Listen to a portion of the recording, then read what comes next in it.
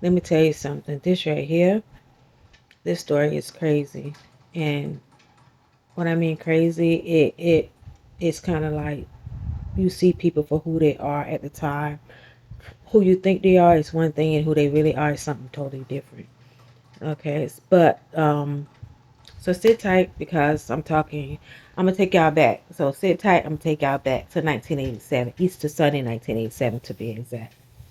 And that's the day that changed my life forever, right? Okay, so what had happened was I was over to a friend house and we were, just chilling, hanging out, trying to figure out how we gonna get to the gym. Actually, this is the day that I got shot. And if you go back to my other video, I tell you exactly the story. I'm giving a little bit of details about it here, but I'm just gonna escape through it because it's not really exactly what the story is about, right? But it's just a background of what the story is about and how it happened. And of course, this day it changed my life forever. Okay, so I went over to a friend's house, and at that time we was just chilling, talking, and then we decided to go down to a friend's house, and because my friend that we was with, sister, was down there. So when we got down there, her sister was lighting a fireworks. So I was at the other friend house, and she she said, "Don't I stepped in some people in the next door people, the next her next door neighbor, um, her next door neighbor's yard. And when I stepped in the yard, she was like, "Oh, don't step in their yard because they don't like people in their yard or whatever." So I'm like, "Okay, fine, that's cool, whatever." I said, "Oh, excuse me." So I stepped up. Actually, some say step up. It's not. I just said step up. Some say step up. 'Cause I could have went over to the other side, but some just say stepped up. So anyway, so I stepped up, and then I heard pow, and I was on the ground. So as I'm on the ground, and everybody trying to figure out what's going on, I said, "What's going on? I'm on the ground. Can't, I thought it was fireworks. I don't know." So I'm on the ground. So my friend girl was like, "Oh, get up!" And I'm like, "Help me up!" So she tried to help me up. I couldn't get up. So then, so she pulled me, trying to get me up. So I couldn't get up. So as time went on, her mom came out and tried to, keep me awake, keep me from falling asleep. And when her mom, when her mom came out and everybody was surrounding me. So it's like a crowd of people surrounding me. And so this girl whose house I was at, I seen her within the crowd of people. It's like she was in like a little cut. So I seen her. So this girl like smirked at me like, I'm like, did she just smirk at me? I'm like, nah. Like all the people standing there, I don't remember who was standing there, but I remember seeing her, right? Because she did that look. And I'm looking like, why she looked at me like that? And then I went to thinking, I said, this like, did she let everybody crying and stuff? And she give me that look. I'm like, all right, so you know what? I ain't even finna go there with her. I ain't finna go there with her. So I just left it alone and didn't even think about it no more. Okay, so like I was confused about what was going on. Of course, what was going on. I was not in any pain or anything. It's just my back was burning, and I still didn't know I was shot. But the feeling in my back, my back was burning, and no blood was on the ground. So it was like really not even knowing for sure like what exactly was going on. But I did feel like at that moment. Now I'm thinking I'm shot. So um, so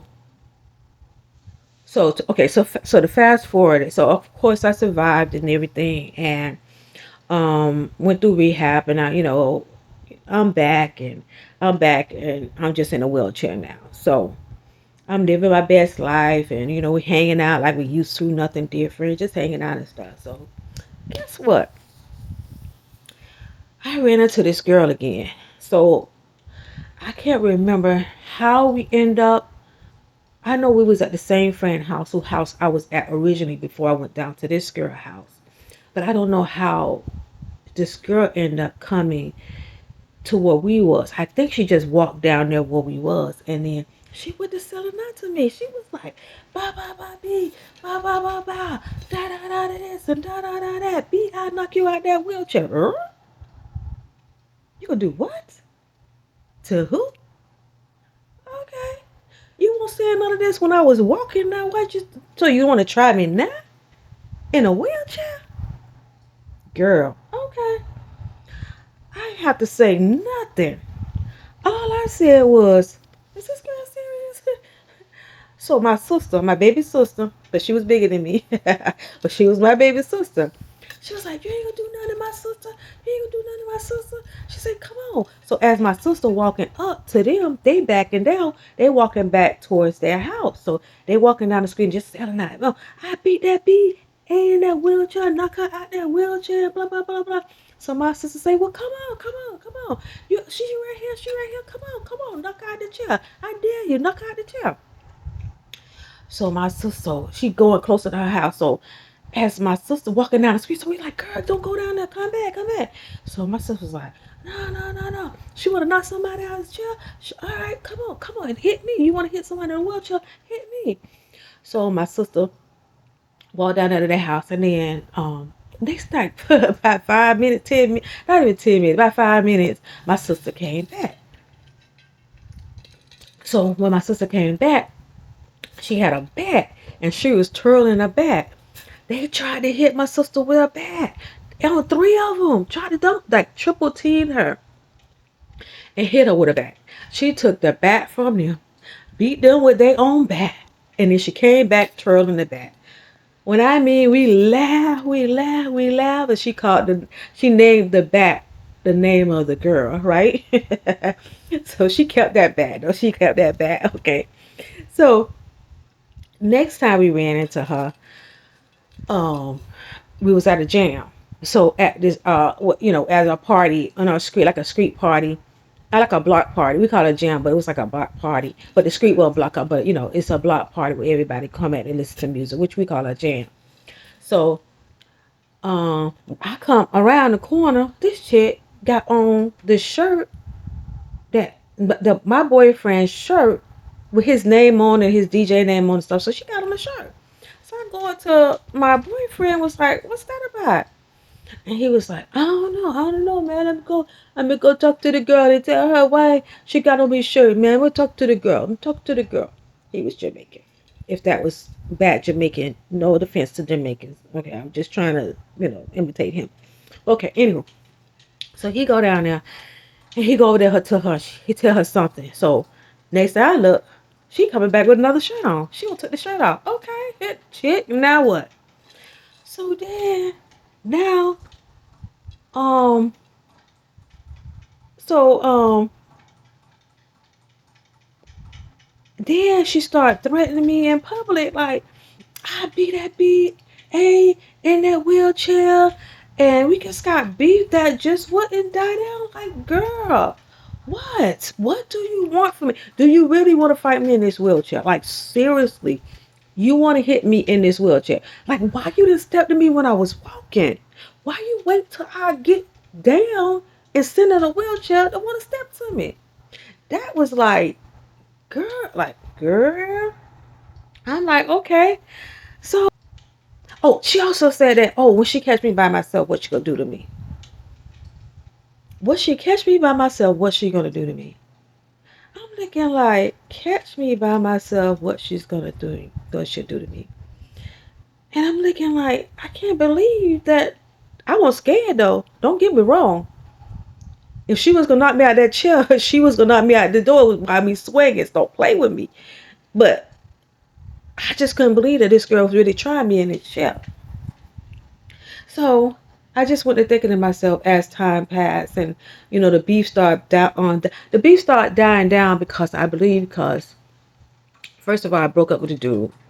And then I think the beef started dying down when I stopped going over in that area. So she really didn't see me that much because I stopped going over where she lived at. But we still like went in the park area and around the area, but not directly into the village where I got shot at itself because I didn't have no reason to go down there no more. Not because of her, because I wasn't scared. Like, let's get that straight. I just didn't go down that street, and it just brought back memories about me being shot, I believe.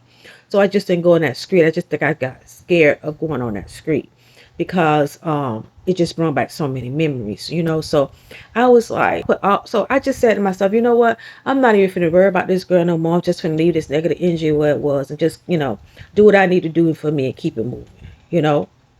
So all that negativity that she was going through, what she had for me, I just think that it was jealousy maybe, because she did try to wear her hair like me. She did get the same gold like me. She tried to even date the same dude I was dating.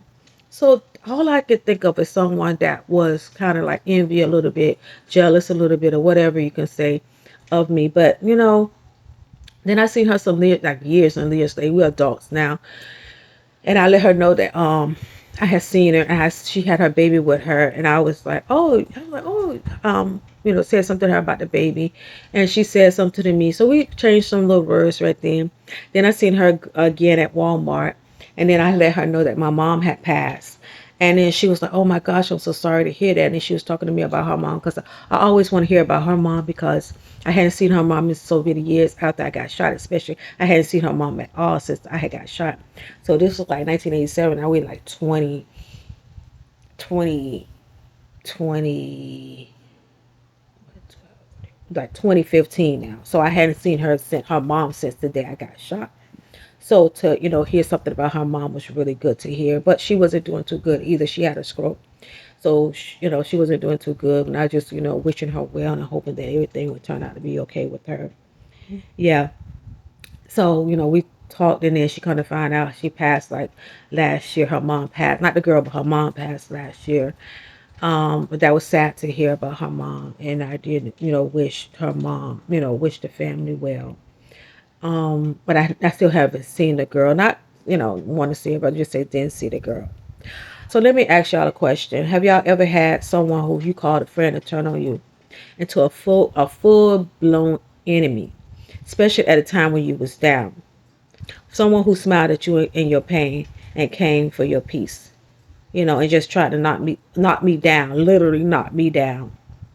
So drop your story in the comments and hit like the button, and don't forget to subscribe for more real life tea from Norma rolling with me. Got a lot of stories. Y'all just don't understand how many stories I have.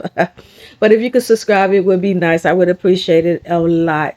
And come going with me on this journey. You know, let's sip some tea, real life story. And this, I'm still rolling, and I am out. And this is Rolling with Norma, and I'll see you all on the next ride.